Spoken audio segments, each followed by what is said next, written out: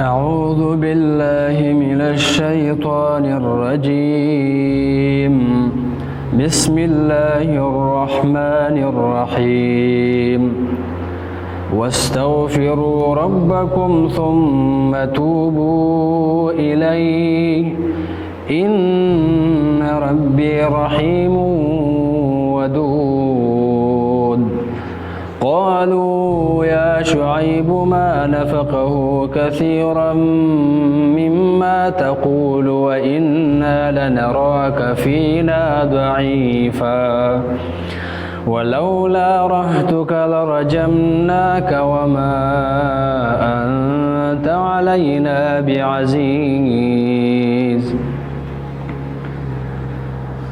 سورة هود 12 سپاره او په سورة هود کې 90 نمبر آیات. بسم الله الرحمن الرحیم واستغفروا ربکم او بخنه غواړئ د رب ستاسو نه ثم توبوا بیا توبه وباسئ الیه هغه ته ان ربي رحیم ودود یقینا رب زما رحم کوونکی ډیر مینه کوونکی دی. د شعیب علیه السلام واقع شروع وه.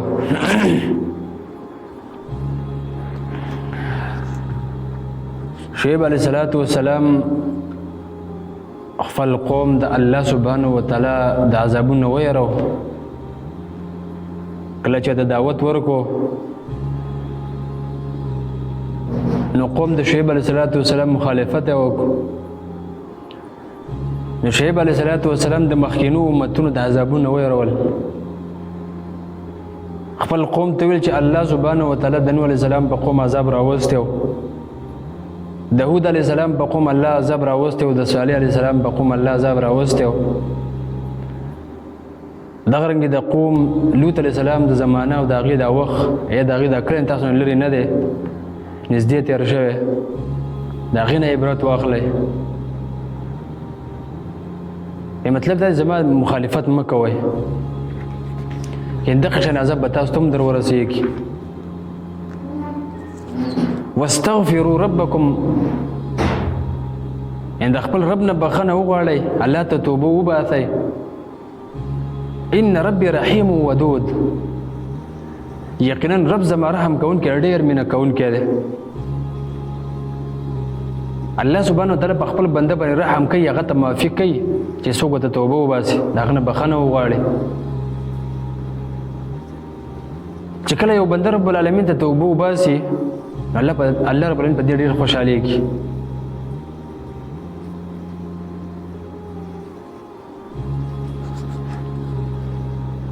دوی قوم راولګېد د شعیب علیه السلام ته جواب څه ورکړو؟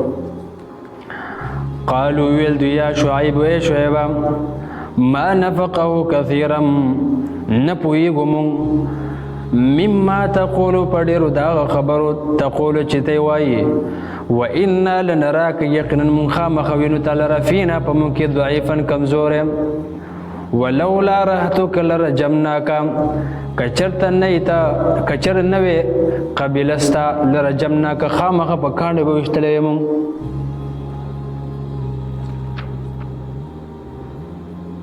نو دوی قوم د شعیب علیه السلام د ډېر په سپکاوي طریقه باندې هغه ته جواب ورکړو.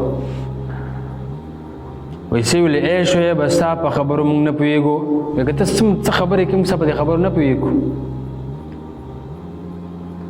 وایي ته د غیبو کارونو خبره کوې، د غیبو خبرې بیانې موږ ته. د الله رب العالمین د توحید او په مال کې د حلال او د حرام خبرې کې دا ټولې خبرې موږ ته قبول نه دي، دا موږ نه قبلو. او دی ورته ویله ولولا رهتک لرجمناک، لکه ستا قبیله نه وې یا ستا د قوم نه وې نو موږ به ته په کاڼو ویشتلی، ستا خبره به م کړې وې، ستا فیصله به م کړې وې. ځکه چې دا ستا قبیله ده زموږ په دین باندې ده، هغې څنګه چې هغوی مشرک دي چې موږ هم مشرکان یو. نو شعیب علیه السلام ته په جواب کې څه ویله؟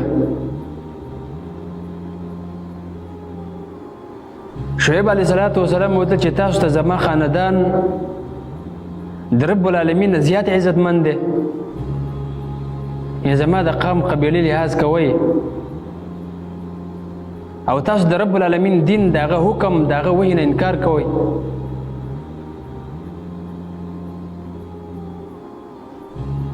او زما د دې کافر خاندان د دې لحاظ کوئ،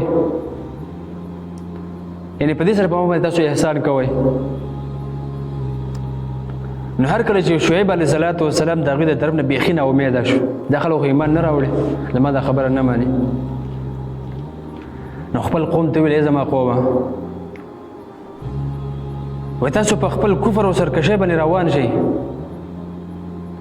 یعنې کفر او شرک او سرکشي کوئ او څه چې غواړئ وکئ.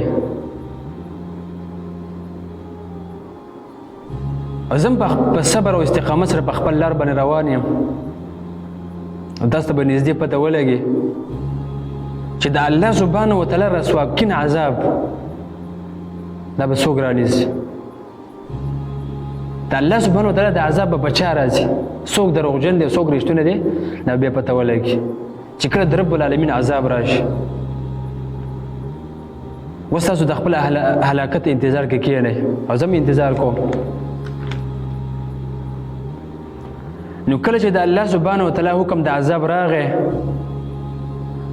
نو شعیب علیه السلام او دغه تابعدارو ته الله وایي موږ په خپل رحمت سره نجات ورکو.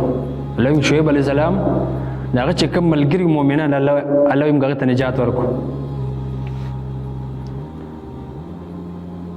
الله سبحانه وتعالی فرمایي چې موږ دا ظالمان په یو چغه سره هلاک کړل. جبرائیل علیه السلام یو چغه وویله، بس بیا پکې څه نه وو، ټول مرداران پراته وو.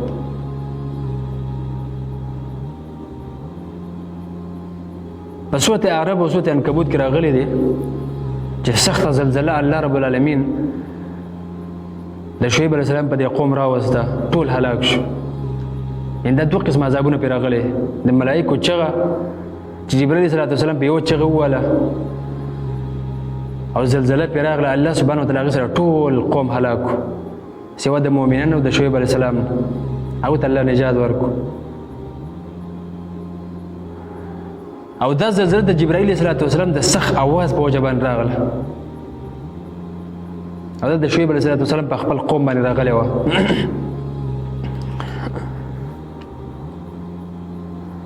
قالو ویل دوی یا شعیب ای شعیب ما نفقه نه پوهېږو مونږ کثیرا په ډېرو مما دا خبرو تقول چې ته یې وایي و انا لنراک یقین مخامخ وینو تا لره فینا په مونږ کې ضعیفا کمزوری ولولا رهتک کچرته نه وي قبیله ستا قوم ستا لرجمناک خامخا مونږ په کاڼو ویشتلی وې وما انت علینا او نه ته علینا په مونږ باندې بعزیز عزتمن.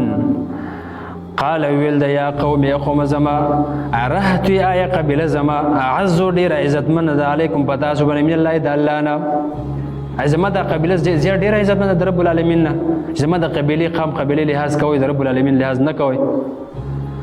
واتخذتموه او نیولې دی تاسو هغه لره وراءکم وروسته ځان نه ظهریا شاته غورځولی شوی. ظهري دې ته ویل کېږي چې یو شی شاته ګزار کړي او د هغې هېڅ پروا نه کړي، دې ته ظهري ویل کېږي، یعنې هغه شی ورته معمولي ښکاري. یعنې تاسو د رب العالمین دا حکم دا معمولي ګڼئ.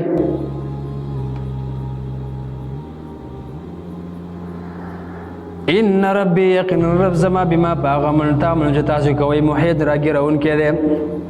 ویا قوم یا قوم زما اعملوا عمل کوئ علی مکانتکم په طریقه خپله انی عامل یقینا زه عمل کوونکی یم په خپله طریقه سوف تعلمون زر د چې پوهه به شئ تاسو من یاتي چې چاته به راځي عذاب یخزي چې وبشرموي هغه لره ومن هو کاذب او څوک دی دروغجن.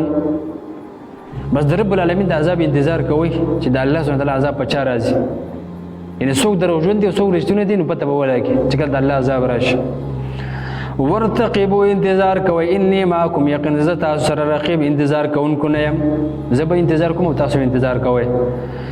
ولما جاء امرنا هر کله چې راغی حکم د عذاب زمون نجینا بچکړو موږ شعیب علیه السلام والذین واکسن آمنوا چې ایمان راوړي معه د هغه په ملګرتیا کې برحمت پر رحمت سره منا د خپل طرفنا واخذت الذين اوني ولا كسر ظلموا چې ظلم کړي وصيحه چغي فاصبحوا نو غرزدل فی دیارهم په کورونو خپلو کې جاثمین پړ مخبراتا کعلم یغنوا فی گویا کنو سیدل پاغي کې دا کلی الله سبحانه وتعالى د تباکو د هلاکو گویا کې به کلی کې د سره سو سیدل نه دي الا خبردار بعدن هلاکت د مدین والا ولرا کما بعدت ثمود لك څنګه چې هلاک شو ثمودیان الله سبحانه وتعالى د متصل په دې باندې د مکل توفیق راکړي وصلى الله تعالى على خير خلقه محمد وعلى آله وصحبه أجمعين برحمتك يا أرحم الراحمين.